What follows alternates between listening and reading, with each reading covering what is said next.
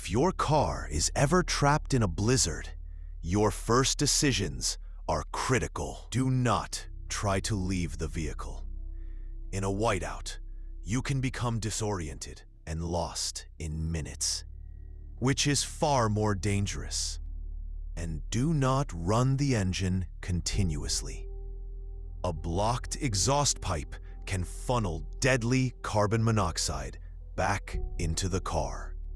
Here's what you must do. First, signal for help. Tie a bright cloth to your antenna or door handle. Turn on your hazard lights. To stay warm without poisoning yourself, only run the engine and heater for 10 minutes every hour. Crack a window slightly for fresh air. Huddle with passengers for warmth. Use blankets, floor mats, or extra clothing as insulation. Keep moving your toes and fingers.